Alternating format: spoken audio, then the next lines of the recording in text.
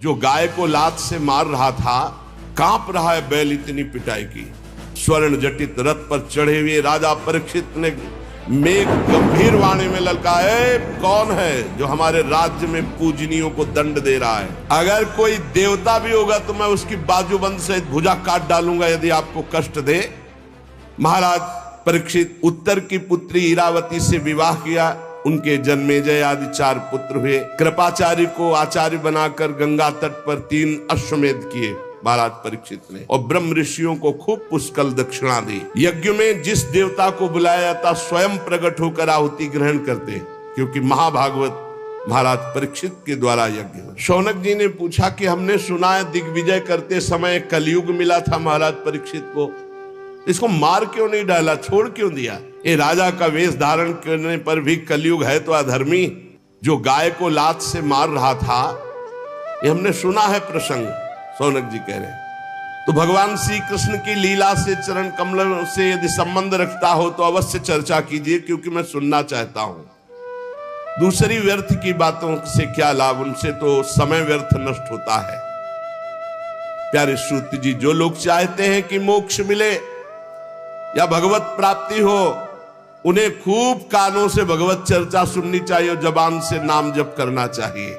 श्रुति जी ने कहा, धन्य है शौनक जी, आप महात्मा जन जो भगवान की चर्चा सुनना चाहते हैं। जिस समय राजा परीक्षित कुरजांगल देश में सम्राट के रूप में निवास कर रहे थे, उसी समय उनको सूचना मिली कि मेरी सेना द्वारा सुरक्षित साम्राज्य में कलयुग का प्रवेश हो गया है। बड़े दुखी हुए कि ये तो बड़ा अधर्मी है, ये जहां जहां प्रवेश करेगा धर्म फैलता चला जाएगा। परीक्षित जी ने धनुष हाथ में लिया, श्याम वर्ण के घोड़ों से जुते हुए सिंह की ध्वजा वाले सुसज्जित रथ पर सवार होकर दिग्विजय करने के लिए बाहर निकले। उसके साथ बड़ी सेना भी थी। उकेतुमाल उत्तर कुरु किम पुरुषादिशे होते हुए जहां जहां गए भगवान श्री कृष्ण की महिमा, पांडवों की महिमा सुनने को मिली, और उन्हें कलयुग नहीं दिखाई दिया। अभी परीक्षित जी को जो उनके प्राण प्रिय भगवान श्री कृष्ण का चरित्र सुना देते या पांडवों की महिमा सुना देते तो उस राज्य को सुरक्षित कर देते, कोई कर भेंट नहीं लेते। और जो भगवान का विरोधी राजा होता उसको भुजदंडों के द्वारा मर्दन करके कर लेकर के ब्रह्म ऋषियों की सेवा करते। महाराज आगे देखा कि एक बैल और एक गाय कुछ बात कर रहे हैं। वो साक्षात बैल के रूप में धर्म थे और गाय के रूप में पृथ्वी थी। महाराज परीक्षित ने दूर से देखा, धर्म ने जो बैल के रूप में थे पृथ्वी से कहा, कल्याणी तुम कुशल से तो हो ना, तुम्हारा मुख श्रीहीन हो रहा है, हमें लगता है कोई भारी दुख है तुम्हें, तुम किस लिए चिंता कर रहे हो? कहीं मेरे 3 पैर टूट गए हैं उसके लिए तो तुम चिंता नहीं कर रहे हो? संभव है तुम इसलिए चिंता कर रही हो कि दुष्ट कलयुग अब तुम्हारे ऊपर अधर्म आचरण करेगा। हो सकता है तुम इसलिए चिंता कर रही हो कि अब आज क्या जो समाज आगे आएगा कलयुगी, वो खान पान वस्त्र स्नान स्त्री सहवास में शास्त्रीय नियमों का पालन नहीं करेगा, मनमानी आचरण करेगा, मनमानी व्यभिचार करेगा, मनमानी खाए पिएगा, वो आसुरी भाव को प्राप्त हो जाएगा, राक्षसी स्वभाव को। कहीं तुम भगवान श्री कृष्ण के अंतर्ध्यान हो जाने के कारण तो नहीं दुखी हो? तुम क्यों दुखी हो? पृथ्वी ने कहा, बैल के रूप में जो तुम धर्म देवता हो, ये तुम्हारा स्वभाव ही है ऐसा, दूसरे के दुख से दुखी हो जाना। पूछना उत्तम है, पर तुम सब जानते हो मैं सबसे दुखी इस बात से हूं कि भगवान श्री कृष्ण सारे जगत को सुख पहुंचाने के लिए प्रकट हुए थे, अंतर्धान हो गए। आज मैं भगवान से प्रकट लीला में विमुख हो चुकी हूं, भगवान अंतर्ध्यान हो चुके और प्रकट देख रही हूं कि तुम्हारे 4 चरण 3 चरण तोड़ दिए गए। तुम में समस्त सद्गुण वास करते हैं, धर्म ये 39 अप्राकृत गुण जो धर्म को मानता है, धर्म से चलता है, उसमें जागृत हो जाते हैं।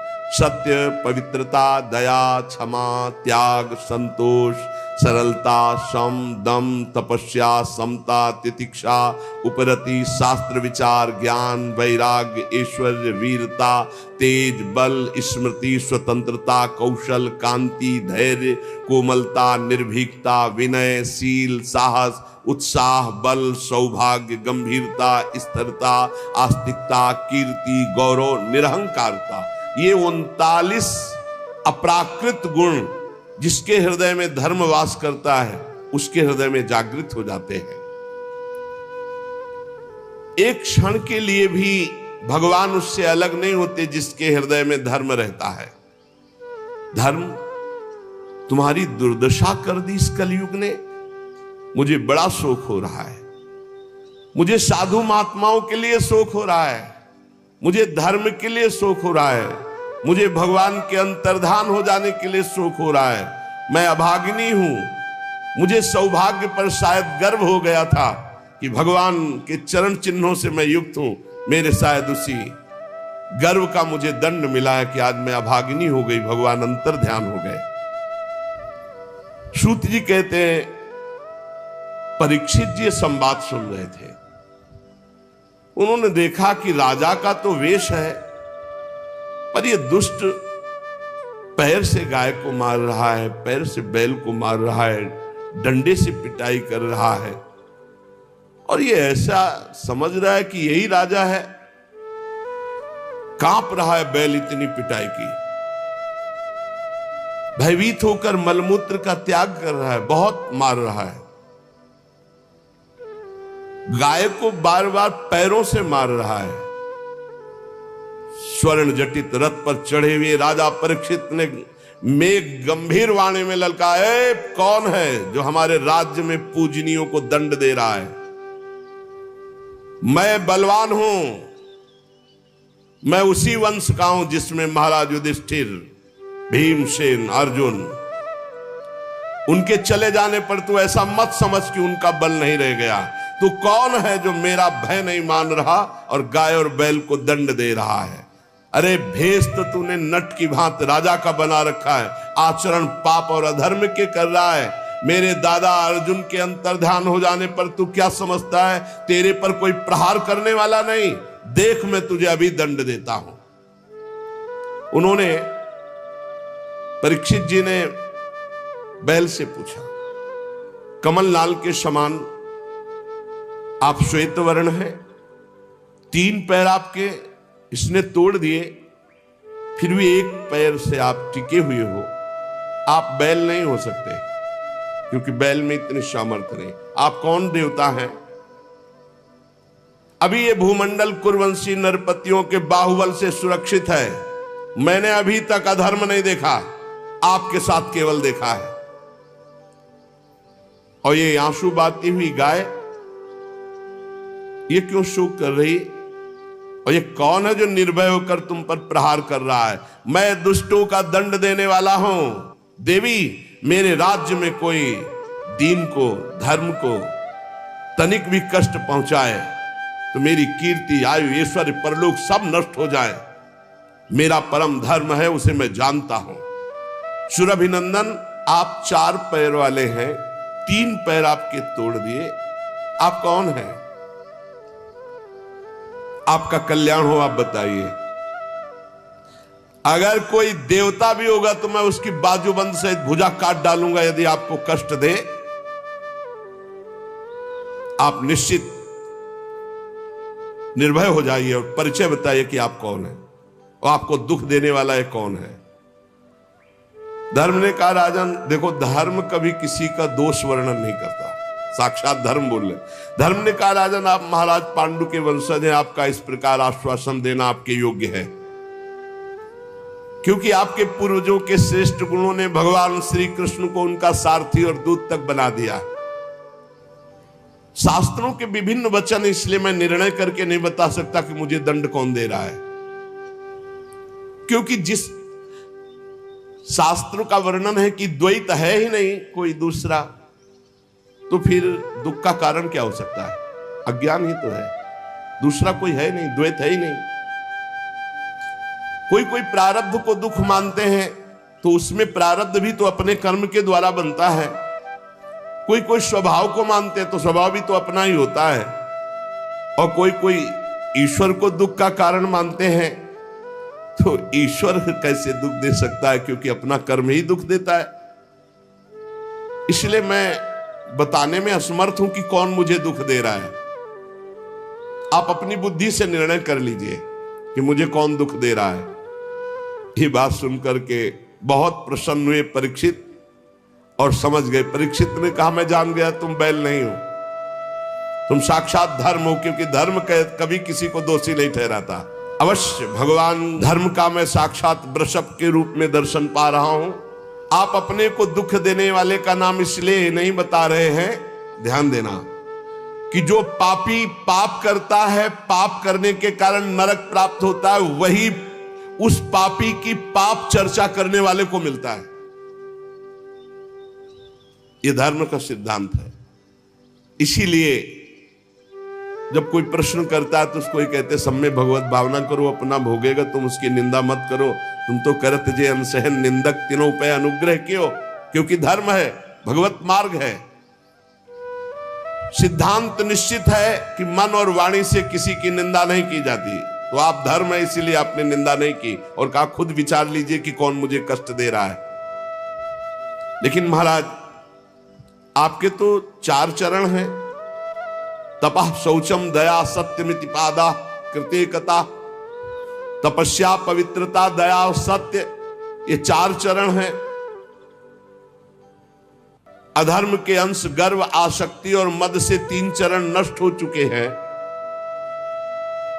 अब आपका 4था चरण एक केवल सत्य बच रहा है, वो भी लड़खड़ा रहा है। तपस्या पवित्रता दया ये सब नष्ट कर दिया कलयुग ने, थोड़ा सत्य बचा है, वो भी लड़खड़ा रहा है। असत्य से पुष्ट हुआ ये अधर्म रूपी कलयुग उसको भी नष्ट कर रहा है। ये गाय के रूप में साक्षात पृथ्वी है। भगवान ने इनका भारी बोझ उतारा था। मैं समझ गया, ये राजा का स्वांग बना करके धर्मद्रोही पापी कलयुग है, मैं इसे अभी मारता हूं। कलयुग ने देखा कि प्रत्यंचा चढ़ा ली और बाण संधान कर लिया, तो तुरंत उसने मुकुट उतारा और दौड़ करके चरणों में गिरे। महाराज मैं आपका शरणागत हूं, मेरी रक्षा करो। महाराज परीक्षित के चरणों में मुकुट रख दिया कलयुग ने। शरणागत का महत्व जानने वाले महाराज परीक्षित ने देखा पैरों में पड़ा हुआ है कलयुग, तो हंसते हुए कहा, जब तो हाथ जोड़ करके महाराज युधिष्ठिर के वंश में उत्पन्न हुए किसी वीर की शरण में आ गया तो तुझे मारूंगा तो नहीं, पर तू अधर्म का आचरण कराने वाला मेरे राज्य में नहीं रह सकता। क्योंकि जहां जिसके शरीर को तू स्पर्श करेगा वो झूठ बोलेगा, लोभी हो जाएगा, चोरी करेगा, दुष्टता करेगा, व्यभिचार करेगा, स्वधर्म त्याग करेगा, दरिद्र हो जाएगा, कपटी हो जाएगा, कलही हो जाएगा, दम्भी हो जाएगा, पाखंडी हो जाएगा, पापी हो जाएगा तेरे स्पर्श करने से कलयुग के। अतः मैं तुझे इस ब्रह्मावर्त क्षेत्र में नहीं रहने दूंगा, क्योंकि यहां सब यज्ञ पुरुष भगवान की आराधना करने वाले हैं। परीक्षित बहुत कान तक खींचे हुए बाण संधान और चरणों में पड़ा कांप रहा था। देखा कि अब मैं कहां जाऊंगा, जहां जाऊंगा तहां इनका राज्य है, मुझे मारेंगे, तो इनको फंसाऊं पहले। महाराज आप सार्वभौम सम्राट हैं, यत्रा क्वचन वत्स्यामि सार्वभौमम तवाज्ञया लक्ष्ये तत्ति तत्रापि त्वामात्तेषु सलासनम। मैं जहां रहने की सोचता हूं वहां देखता हूं महाराज परीक्षित बाण संधान करे हुए खड़े हैं। महाराज मुझे कहीं भी जगह नहीं मिल रही, आप मुझे जगह दीजिए जहां मैं रह पाऊं। मैं आपका शरणागत हूं, मारोगे हुए नहीं और पूरे राज्य में रहने दोगे नहीं, तो कुछ तो जगह बता दो। मैं जहां देखता हूं आप धनुष बाण संधान किए हुए दिखाई दे रहे हो। बड़े प्रसन्न हुए परीक्षित जी, और वो यही चाहता था किसी तरह इनका क्रोध शांत और मैं इनको फंसा पाऊं। परीक्षित जी ने विचार किया कि हमारे राज्य में महापाप कोई नहीं कर रहा। अभ्यर्थी तदा तस्मै स्थानानि कलये ददौ द्यूतम पानम स्त्रिया सूना यत्राधर्मस चतुर्विधा। ये 4 महापाप महाराज के राज्य में कोई नहीं कर रहा था उस समय।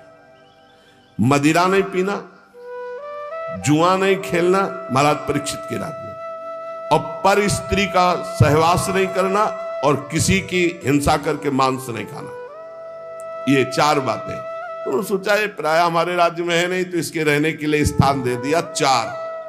शराब पीने वाले, पराई स्त्री के प्रति काम भाव रखने वाले, जुआ खेलने वाले और हिंसा करके मांस खाने वालों की बुद्धि में कलयुग का वास हो। और जहां कलयुग का वास है, लोभ, झूठ, चोरी, दुष्टता, स्वधर्म त्याग, व्यभिचार, दरिद्रता, कपट, कलह, दम, दूसरे पाप सब बढ़ते चले जाएंगे। मतलब घोर पाप कराता है जिसकी बुद्धि में। तो समझ लीजिए, मदिरापान, मांस भक्षण, पर स्त्री गमन, जुआ खेलना, ये 4 स्थान महाराज परीक्षित ने कलयुग को दिए। और उन्होंने कहा महाराज आप तो ये सब कूड़ा करकट दे दिए, और आपके राज्य में ऐसे है नहीं, मुझे डर लगता है। कोई एक तो स्थान महाराज हम पर दया करो, कोई एक स्थान तो थोड़ा। महाराज परीक्षित विचार करने लगे और कहा हमारे राज्य में कोई चोरी भी नहीं करता, तो जो स्वर्ण की चोरी करे उस पर। बोले बस बस बस महाराज, बस पर्याप्त है, पर्याप्त, आगे का काम तो हम करवा लेंगे, बस स्वर्ण की चोरी, धन की चोरी। अर्थात जब जुआ खेला जाता है तो इसमें झूठ की प्रधानता होती है, जब शराब पिया जाता है तो इसमें अहंकार की प्रधानता होती है, जब स्त्री संभोग किया जाता है तो काम की प्रधानता होती है, जब हिंसा की जाती है तो वैर की प्रधानता होती है, और जब धन आदि की बात होती है, अधर्म के द्वारा घूस आदि लेना, ये सब स्वर्ण चोरी के अंतर्गत है, तो रजोगुण की प्रधानता होती है। और रजोगुण छाया हुआ कलयुग ने सोचा अब किसी की भी बुद्धि नहीं बकाया रखेंगे, सब में हमारा वास हो जाएगा, क्योंकि रजोगुण चोरी, कहीं ना कहीं छल कपट छुपाव, बस इतने में हमारा प्रवेश हो जाएगा। परीक्षित ने 5 स्थान दिए, जुआ खेलना, शराब पीना, पर स्त्री गमन करना, हिंसा मांस खाना, और रजोगुण चोरी करना, छल कपट किसी भी तरह से धन का अपहरण करना। कलयुग 5 स्थान का वास स्वीकार करके बड़ी सावधानी से देखने लगा कि किसमें झूठ है, किसमें अहंकार है, किसमें काम है, किसमें वैर है, किसमें रजोगुण है। कौन शराब पीता है, कौन परिस्त्री गमन की भावना रखता है, कौन मांस खाता है, कौन जो मिले बस। और चोरी तो बढ़ना शुरू हो गया, बुद्धि भ्रष्ट कर दी। राजा परीक्षित ने अपने पुण्य बल से धर्म के 3 चरण जोड़ दिए, तपस्या, पवित्रता और दया, और चौथा तो सत्य था ही। आश्वासन दिया जब तक हमारा राज्य है तब तक आप सुरक्षित रहेंगे। अभिमन्यु नंदन राजा परीक्षित बड़े प्रभावशाली। श्रुति जी कहते हैं अद्भुत कर्मा भगवान श्री कृष्ण की कृपा से राजा परीक्षित अपनी माता की कोख में अश्वस्थामा के ब्रह्मास्त्र से भगवान की कृपा से नहीं जले, भगवान का दर्शन पाया। लेकिन एक घटना घट गई कि एक छोटे ब्रह्म ऋषि बालक के शाप ने उनको भस्म कर दिया। तक्षक सर्प काटेगा आज के 7वें दिन और तुम मर जाओगे, तो वो बात ऐसी हुई। ब्रह्मास्त्र नहीं जला पाया, लेकिन ब्रह्म ऋषि के वाक अस्त्र ने भस्म कर दिया। पर प्राण उनके भयभीत नहीं हुए। वो गंगा तट का आश्रय लेकर भगवान सुखदेव जी के मुख से श्रीमद् भागवत सुनकर भगवत प्राप्ति की। कलयुग में एक बहुत बड़ा गुण है, इसीलिए परीक्षित ने इसको मारा नहीं। इसमें मन से पाप करने पर कोई दंड नहीं मिलेगा। अन्य युगों में मन से भी मानसिक पाप का भी दंड मिलता था। इसमें जब तक शरीर से कर्म नहीं बनेगा तब तक उसका पाप दंड नहीं मिलेगा, और पुण्य तो मन से करने पर लाभ में प्राप्त हो जाएगा। जैसे चलते हैं, कल जो है वृंदावन की परिक्रमा लगा, अचानक कोई घटना घटी, कोई ऐसा आप नहीं कर पाए तो आपको वो मिलेगा।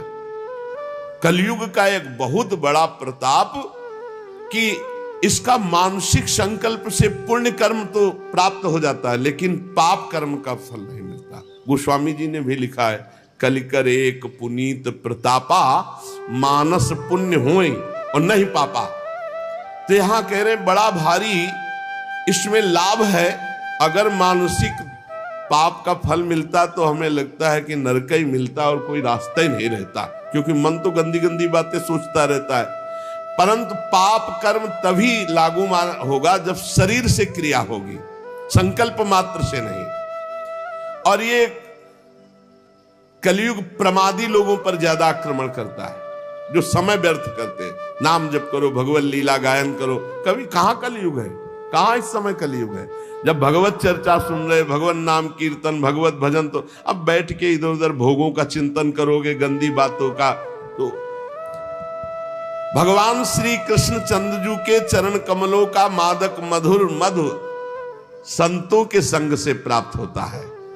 इसीलिए भगवत प्रेमी भक्तों के लव मात्र के सत्संग के समान ना स्वर्ग है ना मोक्ष है, फिर तुच्छ इन मृत्यु लोक के भोगों की तो बात ही क्या।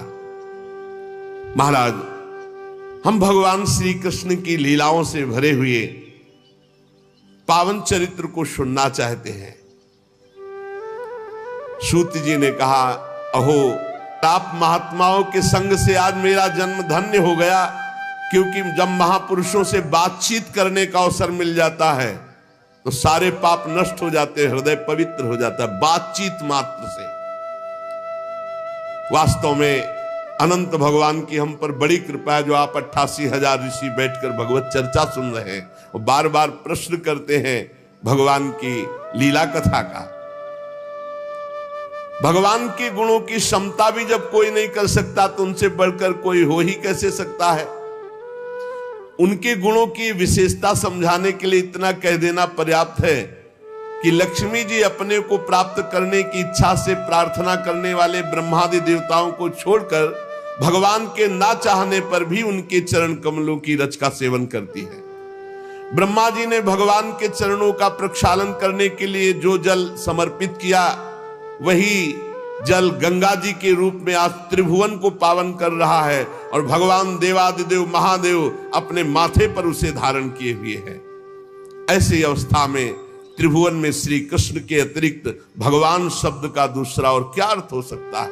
सूत जी कहते हैं, जिनके प्रेम को प्राप्त करके धीर पुरुष बिना किसी हिचक के देह गे आदि की दृढ़ आसक्ति को छोड़ देते हैं, उन परमहंसों के स्वामी, परमहंसों की प्रिय आत्मा भगवान श्री कृष्ण की आराधना के सिवा हम किसकी आराधना करें?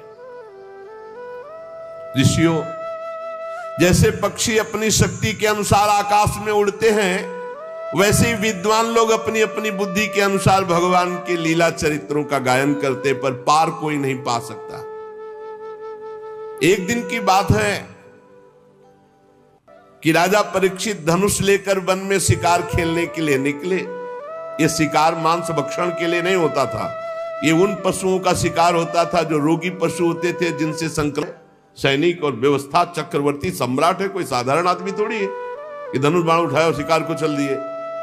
पूरा वैभव, बड़े बड़े सरोवर, बड़े हुक्म कर देते तो कौन सी बात थी जो वहां पूर्ण ना हो जाती। लेकिन सबको छोड़कर अकेले एक ऋषि के आश्रम में चल चले, रोक दिया सबको, ऋषि के आश्रम में गए। देखा वहां शांत भाव, शरीर देह भाव से ऊपर उठे हुए समाधि में स्थित महापुरुष, जिनके इंद्रिय प्राण मन बुद्धि सब ब्रह्माकार है, प्राण भी संचलित नहीं हो रहे, शांत ब्रह्म में स्थित ऐसी समाधि, जड़ की तरह, ठूठ की तरह एकदम। बस जागृत स्वप्न सुषुप्ति तीनों अवस्थाओं से ऊपर तुरी पद में स्थित महापुरुष, जटाएं बिखरी हुई है, कृष्ण मृग चर्म नीचे धारण किए। परीक्षित जी वहां गए और कहा, मैं प्यासा हूं, सुनो मेरा गला सूख रहा है, पानी पिलाओ। कभी ऐसा नहीं। ब्रह्म ऋषि के आश्रम में ऐसा आदेश चक्रवर्ती सम्राट होते, कभी ऐसा नहीं। ताज उतार करके वहां में मरा हुआ सर्प, समीक ऋषि नाम उनका जो समाधिस्थ है, और वो दूसरे ऋषि कुमार गए और श्रृंगी ऋषि से कहा कि बड़ी बड़ी बातें खेल में मारता था, मैं आज तेरे पिता के गले में मरा हुआ सांप डाल दिया। चक्रवर्ती सम्राट परीक्षित ने दुर्व्यवहार किया, अपमान किया, भला कुछ कर ले तू। श्रृंगी ऋषि ने कहा सत्य सत्य। स्नान कर रहे थे, अभी बालक थे, सत्य। उनका पक्का त्रिकाल सत्य, ऐसा ही किया है महाराज परीक्षित ने। था उन्होंने कहा, हो अधर्मा पालानाम पीमनाम बलिभुजामिव स्वामिन्यघम यद दासानाम द्वारपानाम सुनामिव। ये चक्रवर्ती सम्राट कहलाने वाला ये उच्छिष्ट भोजी कौआ इतना संड मुसंड हो गया कि हम ब्रह्म ऋषियों की मर्यादा को भंग कर रहा है। ये हमारा दास होकर दरवाजे पर रहना चाहिए, घर में जाकर स्वामी का अपमान करने का अधिकार इसको किसने दिया? ब्रह्म ऋषियों के सामने सब झुकते हैं, सब सेवक है, इसे द्वार पर खड़े रहना चाहिए था। ये घर में घुस करके ऐसा अपराध कैसे कर दिया? क्या समझता है? भगवान श्री कृष्ण परम धाम चले गए तो कोई शासन करने वाला नहीं। अरे हम ब्रह्म ऋषि बालक हैं। आज इस मर्यादा तोड़ने वाले उद्दंड राजा को मैं दंड दूंगा। ऐ ऋषि बाल को मेरा तपोबल देखो। छोटे बालक है श्रृंगी ऋषि। तुरंत आचमन किया, लाल लाल आंखें क्रोध से, और ऋषि कुमार ने कौशिकी नदी का जल लिया और वाणी रूपी वज्र का प्रयोग किया। एक कुलांगार परीक्षित वहां है नहीं। मेरे पिता कभी अपमान के योग्य नहीं। समीक ऋषि जो समाधि अवस्था को प्राप्त है, तूने उनका अपमान किया और समझता है कि तुझे कोई दंड नहीं दे सकता। तो सुन, मैं सत्य तुझे दंड दे रहा हूं वाणी का। आज के 7वें दिन भयानक विषधर सर्प जो तक्षक है वो आएगा और तुझे डसेगा और तेरी मृत्यु होगी, कोई तुझे नहीं बचा पाएगा।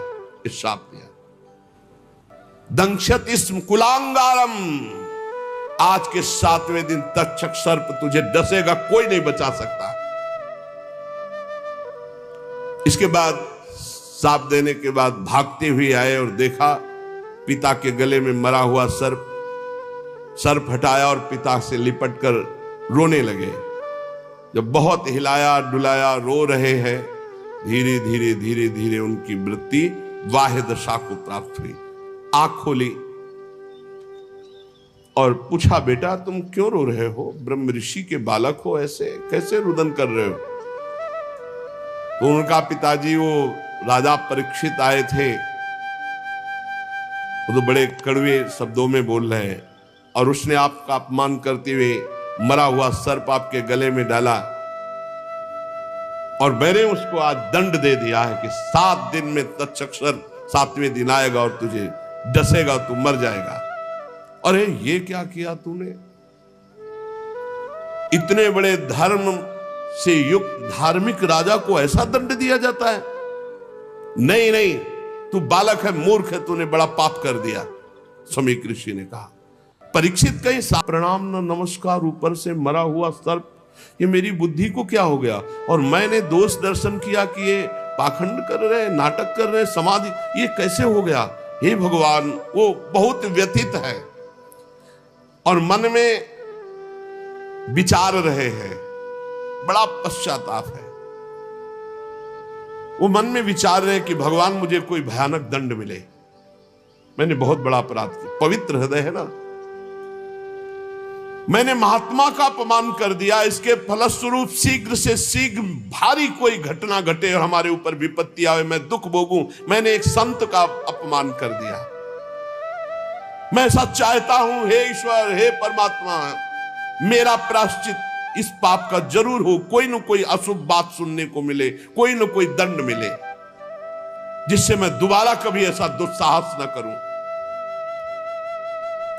ऐसा हो कि ब्रह्म ऋषि क्रोध करके मेरे राज्य को, मेरी सेना को, मेरे खजाने को भस्म कर दे या मुझ दुष्ट को ही नष्ट कर दे। परीक्षित जी ऐसा जाकर के सोच रहे हैं। इस प्रकार चिंता कर ही रहे थे कि समीक ऋषि के द्वारा भेजे हुए 2 ऋषि वहां पहुंचे। महाराज आपको सूचना भेजी समीक ऋषि ने। बड़ी शीतलता हुई कि जरूर कोई न कोई दंड विधान हुआ होगा। बोलिए। ऋषि कुमार श्रृंगी ने आपको शाप दे दिया है कि 7वें दिन तक्षक सर्प आएगा और आपको डसेगा, आप भस्म हो जाएंगे, आपकी मृत्यु हो जाएगी। आहा, वो मना ही रहे थे, उनका हृदय बड़ा शीतल हुआ और उनका भगवान श्री कृष्ण ने अपनापन निभाया और मुझे दंड दिया। बहुत अच्छा लगा, क्योंकि मेरे द्वारा अपराध हुआ था। मैं मांग रहा था कि मुझे कोई प्रायश्चित करने के लिए अवसर मिले, दंड मिले। अब मुझे 7 दिन भगवान श्री कृष्ण के चरणों में मन लगाकर 7वें दिन शरीर छोड़ना है। महाराज जन्मेजय को राज्याभिषिक्त किया और आज के बाद न जबान में पानी जाएगा न अन्न जाएगा। संपूर्ण राज्य सुख का त्याग कर गंगा के तट पर बैठ गए। जो गंगा जी भगवान का चरण धोवन है, लोकपालों सहित समस्त लोकों को पावन करती हुई गंगा जी, उन्हीं के समीप जाकर मरणासन व्रत लिया। ना गंगा का किनारा छोड़ेंगे, ना एक बूंद जल पाएंगे, ना एक टुकड़ा अन्न पाएंगे। पूरा राज्य का मोह, परिवार का मोह, शरीर का मोह त्याग दिया। जो ही बड़े बड़े ब्रह्म ऋषियों में चर्चा फैली कि परीक्षित जी को ऐसा शाप, और परीक्षित जी अनशन आमरण व्रत लेकर गंगा तट पर बैठ गए हैं, तो बड़े बड़े ऋषि मुनि वहां आने लगे। देखो ये भगवान की कृपा, पात्र पर कैसी कृपा होती है। उस समय सबसे पहले अत्रि जी पधारे, फिर वशिष्ठ जी, च्यवन जी, शरद्वान, अरिष्टनेमी, भृगु, अंगिरा, पराशर, विश्वामित्र, परशुराम, उतथ्य, इंद्र प्रमद, इद्मवा, मेधातिथि, देवल, आरिष्टसेन, भरद्वाज, गौतम, पिप्पलाद, मैत्रेय और कवश, अगस्त, नारद, व्यास, बड़े बड़े ब्रह्म ऋषि, अरुणादि राज ऋषि, ये सब विश्व में जब हाहाकार मच गया कि महाराज परीक्षित को शाप मिला श्रृंगी ऋषि का, 7वें दिन तक्षक सर्प आएगा और भस्म कर देगा, तो वो गंगा के किनारे आमरण अनशन व्रत लेकर बैठ गए हैं। परीक्षित जी सबकी पूजा करते हैं, सबके चरणों में सिर रखकर वंदना करते हैं। जब सब बैठ गए, महाराज परीक्षित ने फिर से प्रणाम किया और खड़े होकर शुद्ध हृदय से अंजलि बांधकर कहा, राजा परीक्षित ने कहा, आज मैं अपने मुख से कह सकता हूं कि मैं समस्त राजाओं में धन्य हूं, क्योंकि आप सब महात्मा हमें दर्शन देने के लिए आए। मैं धन्याति धन्य हूं। आप महापुरुषों का प्रेम मैंने किसी को बुलाया नहीं, आप स्वयं आए हैं, इसलिए मैं अपने को धन्य कह रहा हूं। राजवंश के लोगों से तो प्राय निंदित कर्म बच जाते हैं, वो आप महात्माओं की चरण धोवन से दूर पड़ जाते हैं, परंतु मैं भी तो राजा हूं। देहगे में आसक्त था, आज एक महात्मा के बालक की कृपा हुई और मुझे भगवान श्री कृष्ण का बना दिया। शाप देकर संपूर्ण राज्य का त्याग, संपूर्ण परिवार का त्याग, शरीर के राग का त्याग, भोजन पानी का त्याग। आप लोग, मां गंगा जी सब हम पर बहुत प्रसन्न हैं। ब्राह्मण कुमार श्रृंगी ऋषि के शाप का कोई दूसरा कारण नहीं, केवल कृपा ही कृपा है। मुझे कृपा दिखाई दे रही है, मुझे कोई डर नहीं, कोई परवाह नहीं, क्योंकि आप सब संतों ने घेर लिया आकर। आप बड़े कृपालु हैं। मैं सब महात्माओं से यही प्रार्थना करता हूं कि मेरा बार बार जन्म हो और मेरे अपने श्री कृष्ण में प्रेम हो। सबसे आशीर्वाद ये चाहता हूं कि बार बार जन्म हो और भगवान श्री कृष्ण में प्रेम हो। महाराज परीक्षित परम धीरवान दृढ़ निश्चय करके गंगा जी के तट पर पूर्वाग्र को शाक करके उत्तरमुख होकर बैठ गए। महाराज आमरण अनशन का निश्चय करके बैठे। देवता लोग पुष्पों की वर्षा कर रहे थे परीक्षित जी के ऊपर।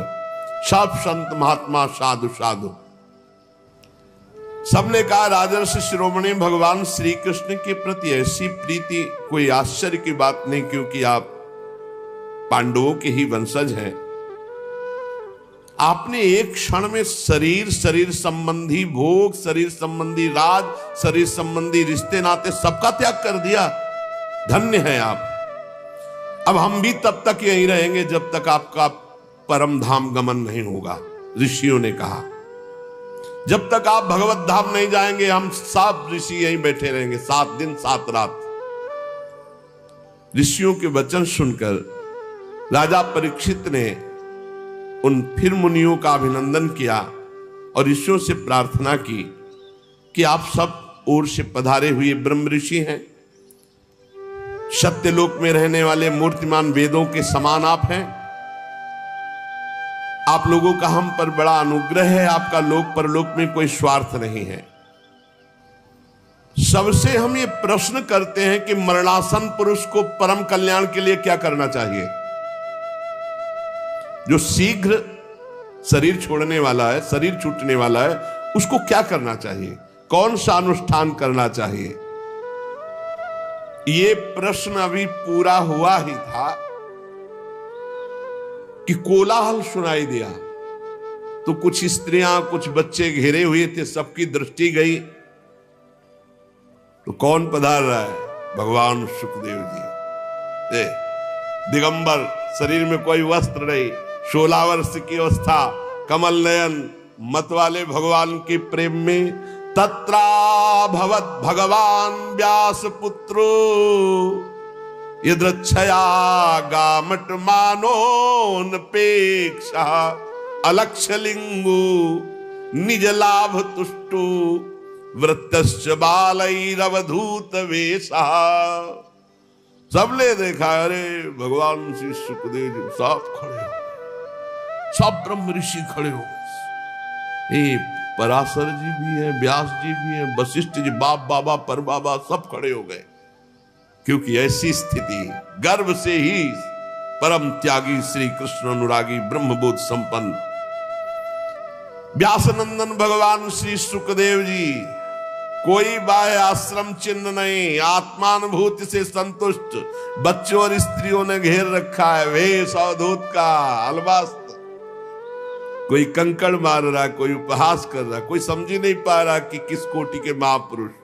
16 वर्ष की अवस्था, चरण, हाथ, जंगा, भुजाएं, कंधे, कपोल सब तेजो में, अत्यंत सुकुमार, बड़े बड़े नेत्र मनोहर, नासिका ऊंची, कान बराबर, सुंदर भौहे और मुख से अद्भुत कांति, गला तो मानो सुंदर शंख हो, हंसली ढकी हुई, छाती चौड़ी उभरी हुई, नाभ भंवर के समान गहरी, उदर बड़ा ही सुंदर त्रिवली युक्त, लंबी लंबी भुजाएं, दिगंबर वेश, मानो साक्षात सूर्य पधार रहे हो। श्याम रंग, चित्त को चुराने वाली यौवन अवस्था, मंद मंद मुस्कुराते हुए, अपने तेज को छिपाए हुए सब ऋषि आसन छोड़ छोड़ करके हाथ जोड़कर खड़े हो गए।